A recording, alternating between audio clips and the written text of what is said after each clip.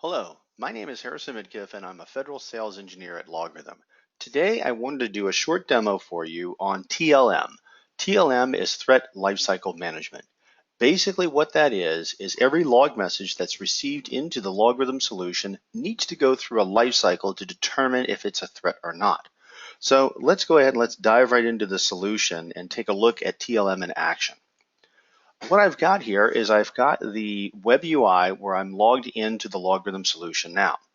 On the web UI, we can have a series of dashboards where we can see exactly what's happening. Right here, I can see the number of messages that are coming in, but also what you'll notice over here is I have some classifications that are listed for me, and I even have some common events along with some other information. The classifications are good because every log message that comes in is given a classification. Here you can see I have some authentication success information. I also have some configuration information that's been coming in as well. And you can even see I have some critical information that's coming in. Over here under the common event is where I get to go a little deeper into the log messages to understand what's going on. I can see I have file monitoring events. I have bad response packets. I also have some general alerts that are going on. At any given time on any screen that I'm in, if I want to go deeper and understand what's going on, all I have to do is click the logs button right over here, and I'll be able to see the logs associated with this dashboard. From this log right here, coming off of the Windows Event Viewer, you can see I have all the metadata which we've extracted from the log. And then if I click on the log message, I can see the actual raw log message that was sent over to LogRhythm, which generated all of this. So some very interesting information right here.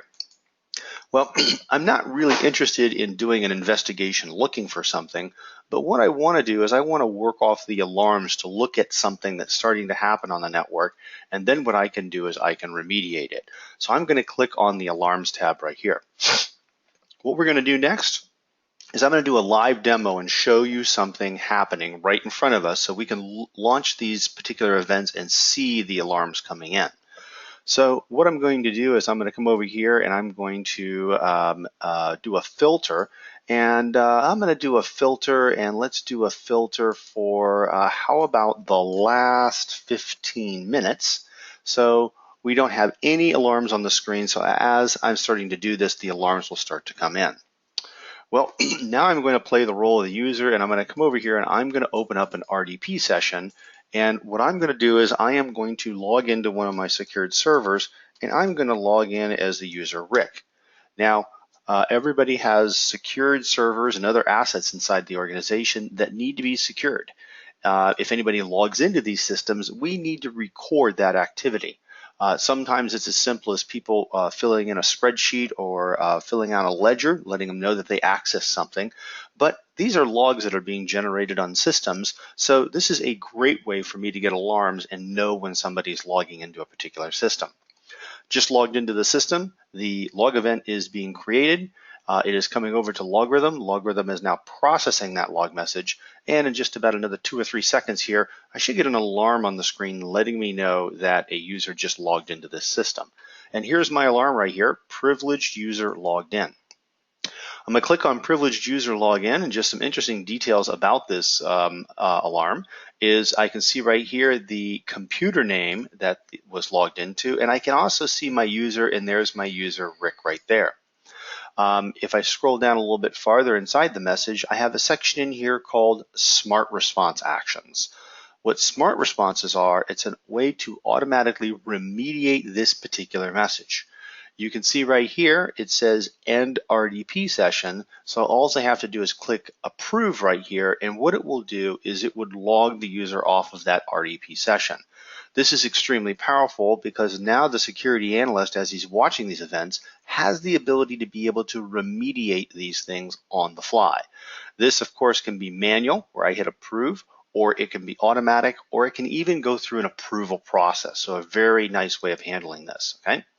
You'll also notice that I have a risk number associated with this of 69.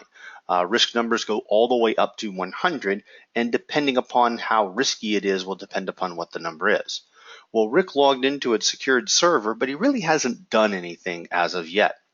So let's come back over here and let's look at some other things that Rick might be doing.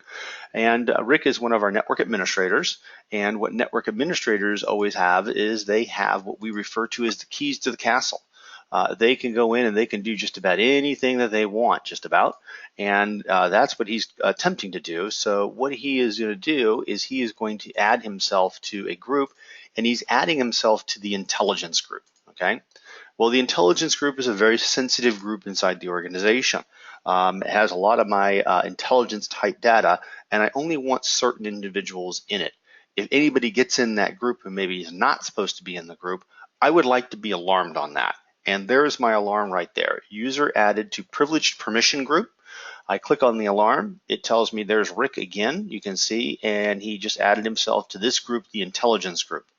Notice the risk rating now has jumped to 85. So things are starting to get a little interesting right here. Well, now that this has happened, I think I need to start an investigation against this. So what I'm going to do is I am going to come right over here, and I am going to click this little case button, and I'm going to create a new case.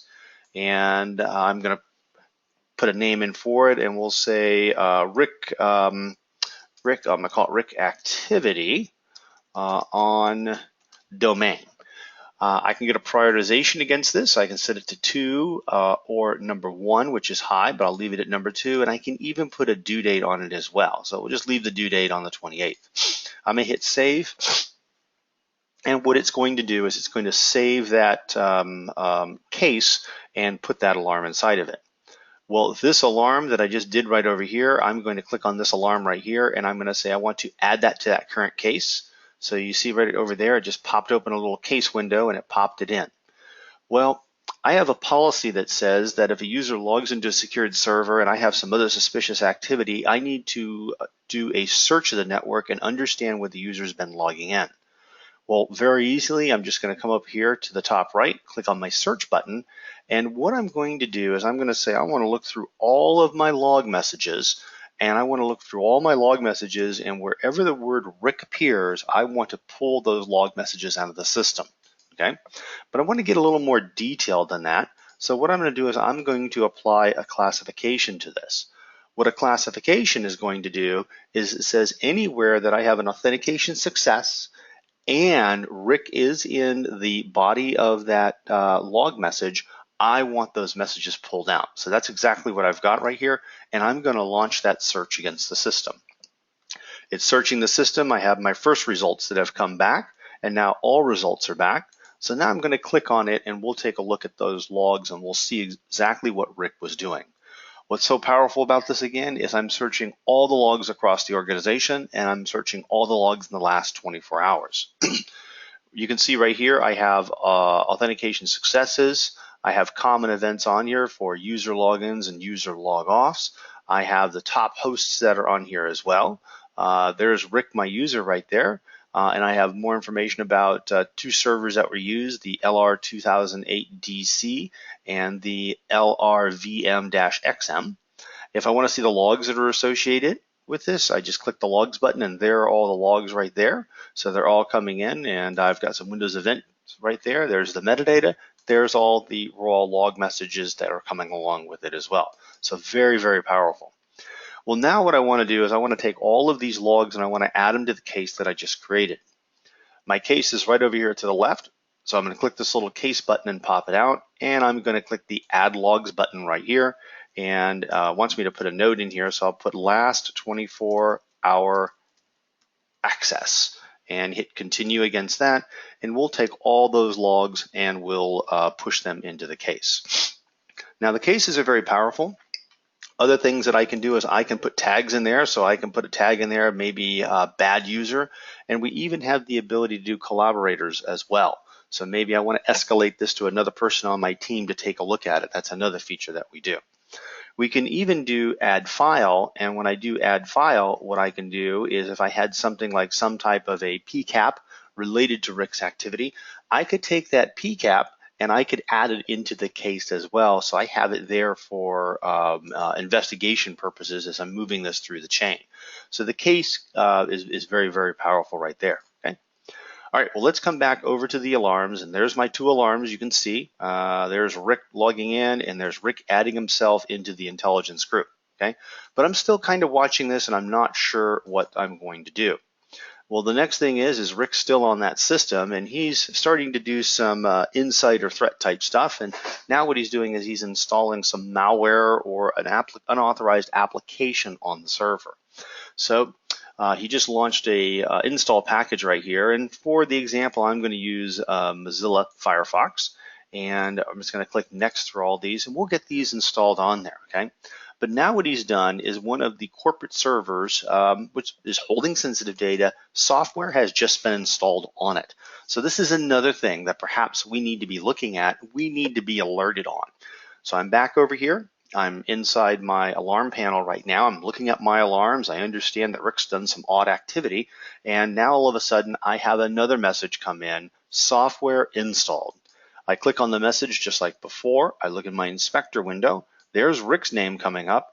It's the same server again, and Mozilla Maintenance Service, which is Firefox, is now being installed on that system. Things are getting a little weird for us right now. I'm really not sure what to do. Maybe at this point as a security analyst, I might be talking to somebody else in the department. But the first thing I'm going to do over here is I'm going to take this alarm and I am going to add it to that case because I want to get that inside the case. And you can see it just popped it right inside there. So now I'm really beginning to think I need to start to do something about Rick's activity right here, but I'm just not 100% sure. Well, here I am. I'm Rick again, back on that other system, and now Rick has done some damage. So now what he thinks he's going to do is he's going to cover his tracks. So the easiest way for him to cover his tracks is to clear the event logs on that server, okay? Well, the event logs are on the server, yes, but the event logs are also being processed over here inside LogRhythm. But if somebody's clearing the event logs out, that's a clear indication that somebody's really doing something that they're not supposed to be doing. Notice our risk prioritization levels, 69, 85, and 60. Let's give it just another couple of seconds here. Here we are. Here is event logs cleared, and you can see the event log cleared is now coming in a risk level of 100. That is the highest risk rating that we have. Click on it. Notice the inspector window right here. There's Rick's name right here. The event logs have been cleared, and now this is a serious issue. We need to do something. I'm going to take this alarm and I'm going to add it to the current case, so it puts it over into that case, but I need to remediate this now. This is a point where maybe I'd have an SOP book that I would open up and it would tell me, okay, if a user does these things, then you do these things, and I have to work through a process, but I have automation inside of the LogRhythm solution. Coming back over to the privileged user log on where I had that smart response action, all I'm going to do is I'm going to scroll down over here and I have smart response actions in the RDP session, and I'm going to hit this approve button, and when I hit the approve button, what we're going to see is we're going to see that system get logged off. So I'm going to hit approve. I'm going to come over here and you can see it just ended the RDP session against Rick right there, and he's been knocked off his session. Obviously, ending the RDP session is just one thing that we can do there, but there's multiple things we could do: disable the account, terminate connections, and things like that. So a very powerful feature, Anyways, that brings me to the end of my short demo on TLM, Threat Lifecycle Management. I hope you found this very interesting. If you have any questions, please feel free to call or email me, or you can always contact us by contacting the headquarters office in Boulder, Colorado. Thank you very much and have a nice day.